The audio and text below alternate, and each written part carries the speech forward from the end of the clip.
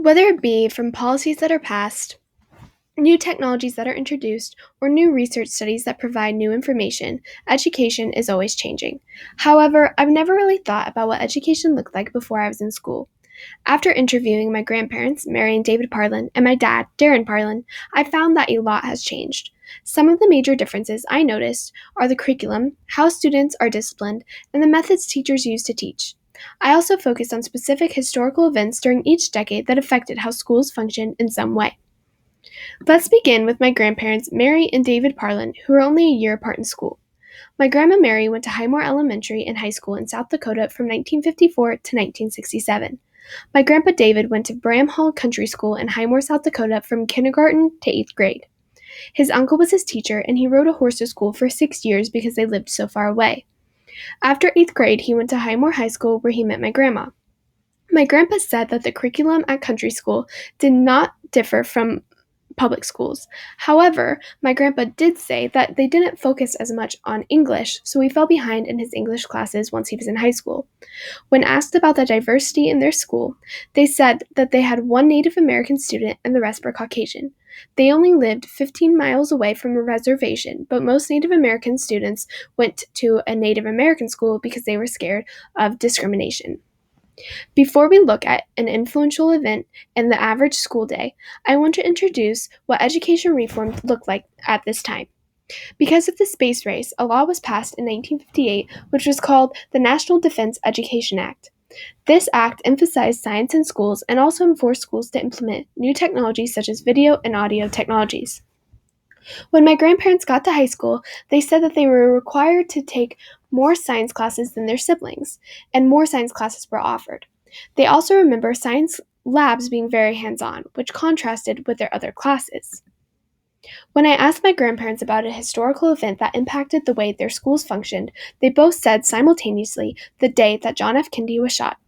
They said that when the news broke that he was shot, they were all sent home immediately. The school did not reopen until after his funeral. Now, let's take a look at what an average school day looked like when my grandparents were in high school. School started at 8:30 in the morning and ended at 4:30. They were required to take 4 years of English, 2 years of science, 3 years of history, and 1 math class. They were also required to take a typing class. Teachers disciplined students in a very different way. My grandma said she remembered walking through the school one night after she finished an art project and saw my grandpa clapping erasers in another classroom after he threw a clamshell across the room and it shattered. They also said that teachers could physically touch students if they wanted to. There was nothing that said they couldn't. My grandparents also said that teachers mostly talked straight out of the textbook. My grandma remembers one of her test questions that asked, "Who was in the boat with George Washington in the picture on page 495?" Now, let's move on to what school looked like from 1975 to 1988 when my dad was in school. My dad went to kindergarten and first grade at Highmore Elementary in South Dakota. Then he moved to Virginia and attended Riverhead Elementary for half of his second grade year. He finished his second grade year at Wood River Elementary and went to Wood River Rural Middle School and High School. When asked about diversity of his schools, he recalled being shocked moving to Virginia because he was one of 3 white kids in his class. The rest were African American, which contrasted with his completely Caucasian school in South Dakota. In high school, he remembered Laotian refugees that came to Wood River and played with him on the football team. Other than that, there were a few Latinos, but the school was mostly Caucasian. A big event that occurred in education at this time was a document called A Nation at Risk. A Nation at Risk stated that the U.S. was falling behind in education. According to A Nation at Risk, the report of the National Commission on Excellence in Education, one of the essential messages of this report was that, quote, "We can do better, we should do better, and we will do better," end quote, when referring to education. My dad said that his senior year of high school in 1988, they were requiring 4 years of math. However, this did not affect him because he was about to graduate and had already finished his previously required 3 years of math. My dad went to school during the end of the Cold War. He remembers having to watch 2 films about what would happen if the Soviet Union took over the United States. These films were America, which was spelled with a K, and The Day After. He also remembers one guest speaker that really surprised him. When talking about the experience, he recalled, quote, "We were told that somebody from the Soviet Union was visiting our school, so we went and watched. We show up, and this man is screaming at us, telling us how America sucks.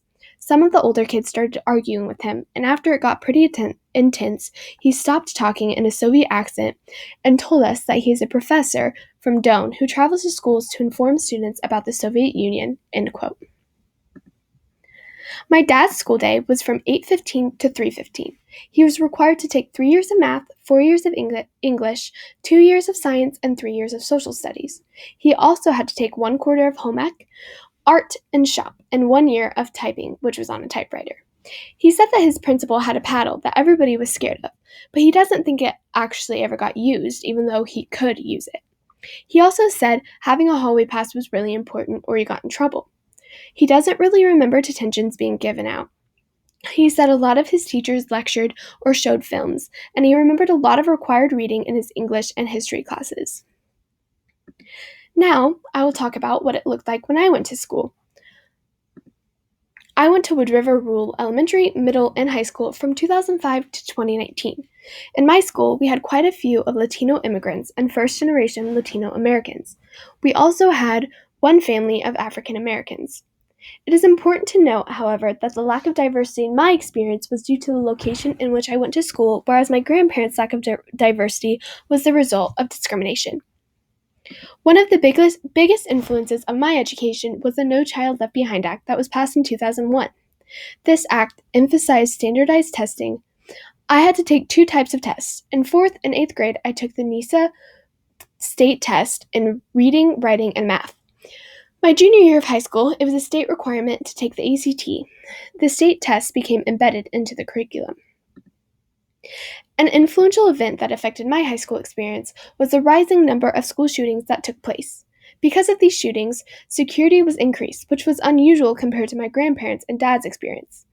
My grandma said, quote, "If I wanted to get your dad out of school, I could walk right in, go to his classroom, and take him out. You can't do that sort of stuff anymore," end quote. The doors to my school were always locked. If there was a visitor, they had to be buzzed in and given a visitor's pass. We also had lockdown drills once a semester. We followed the protocol that is shown in the picture on the slide. If we heard locks, lights, out of sight over the intercom, we knew to lock the door, turn off the lights, and hide in areas where no one could see us from the tiny window on the door. Places where we hid include in the corners of the room or under desks.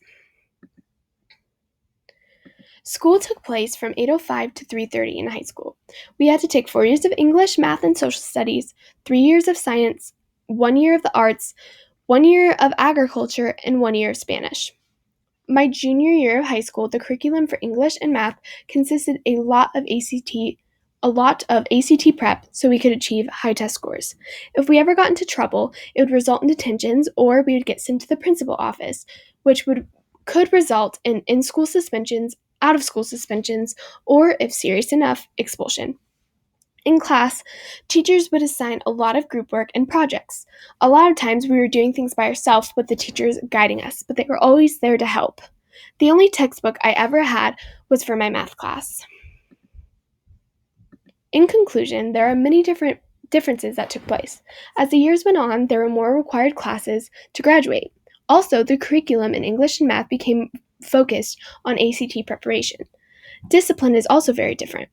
When my grandparents went to school, punishments were usually something physical, such as clapping erasers, or the teacher could physically touch you.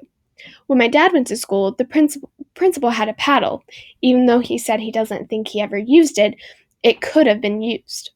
When I went to school, if a teacher physically touched a student in any way, they would get into big trouble.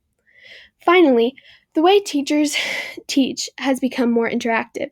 There aren't as many lectures as there used to be, and there's more projects. It will be interesting to see how education continues to change and grow. Here are the sources that I used for this project, and I would like to thank my grandma Mary Parlin, my grandpa David Parlin, and my dad Darren Parlin for letting me interview him. Thank you for listening.